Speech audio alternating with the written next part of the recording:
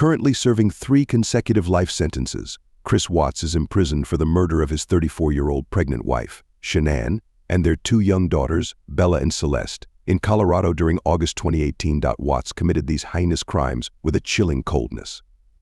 Yet he seeks to place the blame on one person, Nichol Kessinger, his mistress at the time.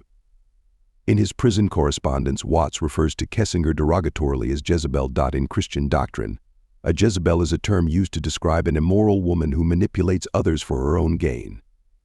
Watts has adopted this characterization to blame Kessinger for his despicable acts. Initially, Watts appeared on television, making a desperate plea for help when his wife and daughters went missing.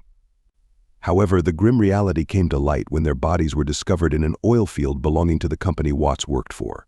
Shanann and her unborn son were buried in a shallow grave, while Bella and Celeste were submerged in crude oil vats. Watts first told the police that Shanann had left him, taking the children with her. He later tried to assert that Shanann had murdered their daughters before finally confessing to the murders and pleading guilty. During his confession, Watts recounted how Shanann returned from a work trip at 2 a.m. on August 13, 2018. They argued, and he admitted to having an affair. He claimed that when Shanann threatened to leave and deny him custody of their children, he snapped and strangled her. He then transported her body to the oil field, buried her, and killed their daughters by smothering them with a blanket before disposing of their bodies in the oil vats. Nichol Kessinger played a crucial role in the investigation. Both she and Watts worked at the same oil company, where Watts concealed the bodies of his family. Kessinger met Watts in June 2018, believing him to be divorced as he wore no wedding ring and had claimed to be separated from his wife. They began an intimate relationship in July, seeing each other frequently.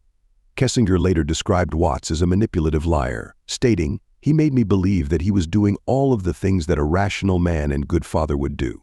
He's a liar. He lied about everything." Despite Watts' accusations, Kessinger was never suspected of any involvement in the murders. She recalled asking Watts about the whereabouts of his family, and her last communication with him was a warning: "If you did anything bad, you're going to ruin your life, and you're going to ruin my life. I promise you that." Watts' reply was, "I didn't hurt my family, Nikki," which turned out to be his last message to her. Watts is now serving his life sentences at a notorious maximum security prison in Wisconsin. Since his conviction, various handwritten letters from Watts have been obtained and published by media outlets, including the New York Post. In one letter, Watts admitted to plotting the murders to be with Kessinger, referring to her as a Jezebel. He wrote, "I was having an affair with this girl, and I ended up in love with 2 women at the same time. It's what led up to what happened. She is of evil spirits, like Jezebel." Another note from 2020 expressed Watts' regret and anguish, stating, "The words of a harlot have brought me low. Her flattering speech was like drops of honey that pierced my heart and soul. Little did I know that all her guests were in the chamber of death. How did I let this happen? The blessings you have bestowed upon me were right in front of me, and still. I followed the perfume of a strange woman," he added. Jezebel was the forbidden fruit, and it was costly. Reports suggest that Watts has embraced religion during his incarceration, having read the Bible cover to cover for the first time.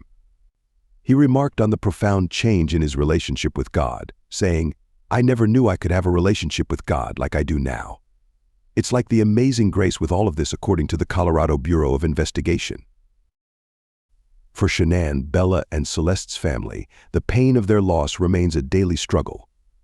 Shanann's father poignantly described the void, saying, "We would die for our family to be back right now. I have a lot of memories.